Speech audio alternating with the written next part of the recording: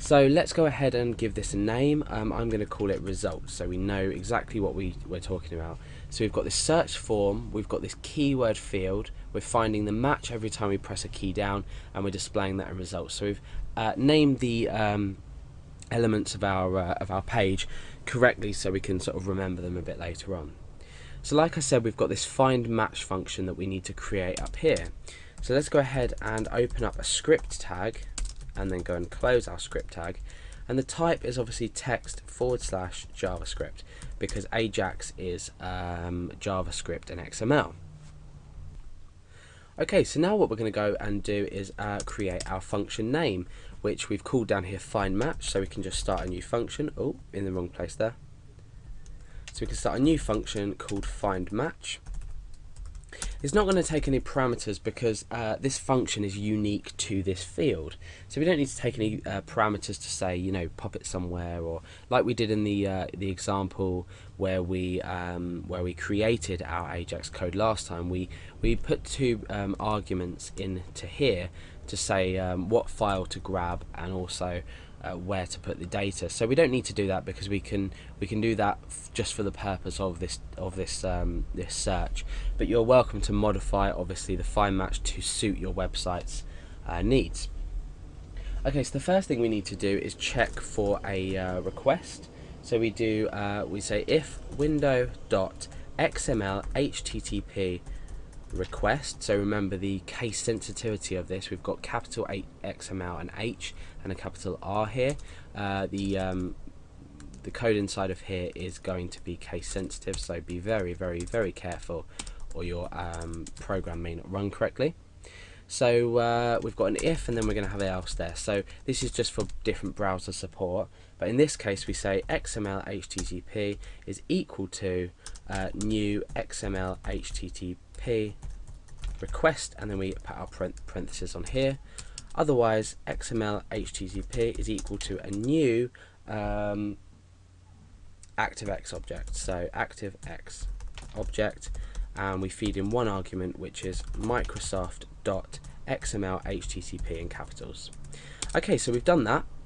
That's set our XML HTTP variable.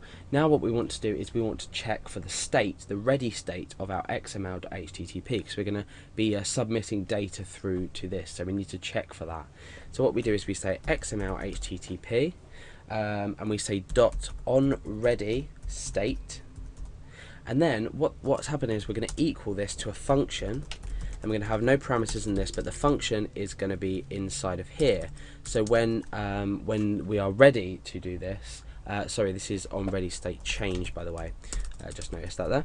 So on the state change of our XML HTTP, which is our XML HTTP request object, we need to complete the function inside of these parentheses. So the function is, first of all, we need to make a check. So we need to check the ready state and the status of this. So we need to say if XML HTTP dot ready status is equal to for and XML HTTP dot status. Sorry, this is state. I'm confusing things. So we've got ready state equals 4, and we've got the XML HTTP dot status is equal to 200. This is just to ensure that data is being returned. If data isn't returned, we don't need to carry out the following block inside here, which is grabbing the element by ID, which is the element that we're going to be putting the data into is our results div. So what we're doing is we're saying document, because we're speaking about the overall document, and then we're saying get element by ID, and we need to get the element by ID, which, let's go down here and check. We have called this results, so I should have known that because I did name them so I could remember them. Okay, so we need to type in results in here, and then what we need to do is we need to say .inner HTML, and .inner HTML is basically HTML inside of this div. So we're changing this, so we're making that equal to XML HTTP dot and its response value or response text, so the value of the text in response. So XML HTTP dot response text.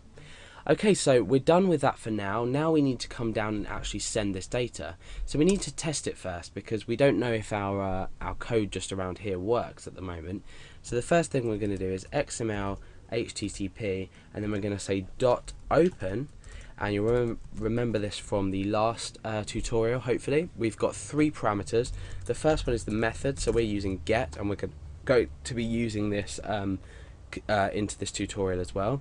Now is the file, so we've got up here, we've got search.inc.php. There's nothing in it at the moment, so search.inc.php. And the next is if you want to send this data asynchronously, so we do. So we're going to just type true. By default it's true, so you can leave it out, but I always like to put it just in there. Now we say XML HTTP.send, and we're done. So now what we can do is test this out.